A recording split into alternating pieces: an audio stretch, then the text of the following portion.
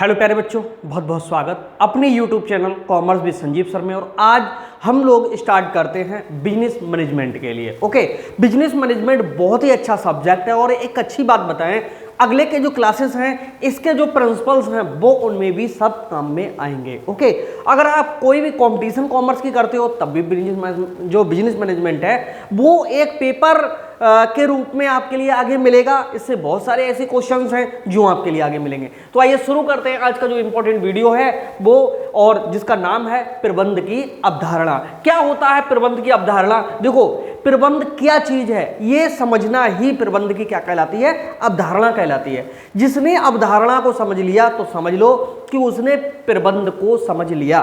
तो प्रबंध को बहुत अच्छे से समझने के लिए उसकी अवधारणा का समझना जरूरी है। हम बात करते हैं प्रबंध की अवधारणा से पहले, अवधारणा हम किसे कहते हैं? देखो, अवधारणा का मतलब एक प्रकार से होता है किसी की सोच से, ठीक है, किसी के विचारों से, किसी की आकृति कैसी है, किसी की बनावट कैसी है, किसी का रूप कैसा है, इसके लिए हम क्या कहते हैं, अवधारणा कहते हैं। जैसे आपने बहुत से लोगों को सुना होगा कि वो कहते हैं अरे भाई वो उस एक व्यक्ति की चर्चा करते हैं कि उसकी अवधारणा ही बहुत बुरी है, यानी उसकी अवधारणा ही बहुत खराब है। तो अवधारणा का मतलब यहाँ पर क्या हो गया? अवधारणा का मतलब हो गया उससे तालमेल ना बैठना, यानी उसके विचारों से मैच ना करना, उसकी जो बनावट है या उसके बारे में कहीं ना कहीं कोई ऐसी बात जरूर निकल के आ रही कि लोगों के लिए उससे संतुष्टि नहीं हो पा रही, तभी तो कहते हैं उसकी अवधारणा ही गलत है। और कहते नहीं अरे भाई उसकी अवधारणा बहुत अच्छी है। इसका मतलब क्या है कि वो व्यक्ति सबके लिए प्रिय है। तो यहां पर अवधारणा अगर शब्द को आपने समझ लिया तो प्रबंध की अवधारणा को पहले समझ लोगे। तो अवधारणा का मतलब सीधा सीधा किसी के विचारों से, बनावट से, रूप से, सोच से, इन सबको मिला करके जो एक टॉपिक बनता है उसी के लिए हम क्या कहते हैं, एक शब्द है इन सब चीजों के लिए जो हमारा क्या कहलाता है, अवधारणा कहलाता है।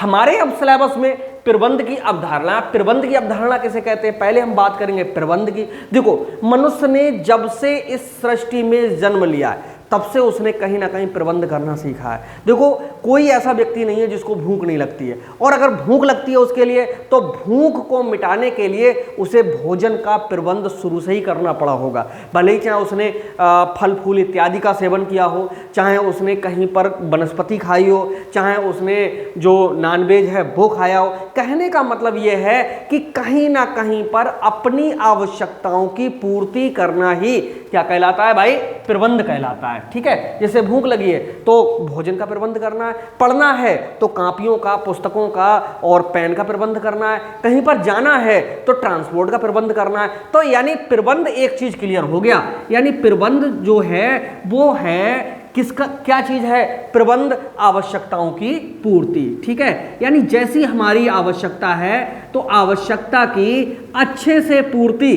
करना क्या होता है, हमारा प्रबंध होता है। तो प्रबंध का मतलब होता है एक प्रकार से जो आवश्यकता है उसकी पूर्ति। लेकिन ये बहुत अच्छे से अगले वीडियो में आपको मिलेगा। लेकिन यहाँ पर प्रबंध की अवधारणा हमें सीखना है। तो भैया प्रबंध की अवधारणा का सीधा सीधा सा मतलब ये हो गया कि किसी भी फील्ड में कार्य करने से पहले उसको अच्छे परिणाम में जब बदलना है तो अच्छे से परिणाम में बदलने के लिए कौन सी टेक्निक अपनाई जाए, किस तरह से कार्य किया जाए जिससे कम से कम परिणामों, कम से कम कंजम्पशन के द्वारा अधिक से अधिक बेहतर परिणाम मिल सके। बस यही हमारा क्या होता है, प्रबंध होता है। ठीक है, अब प्रबंध की अवधारणाओं में बहुत सारी अवधारणाएं हैं दी हुई, लेकिन उन अवधारणाओं में हम अगले वीडियो में देखेंगे कि क्या क्या शामिल किया गया है। ओके, तो ये कॉन्सेप्ट है कि प्रबंध की अवधारणा होती क्या है। तो प्रबंध की अवधारणा अब बिल्कुल क्लियर हो चुकी होगी कि भैया प्रबंध करने के लिए हमें कौन कौन सी चीजों की जरूरत है। यही प्रबंध की क्या कहलाती है, अवधारणा कहलाती है।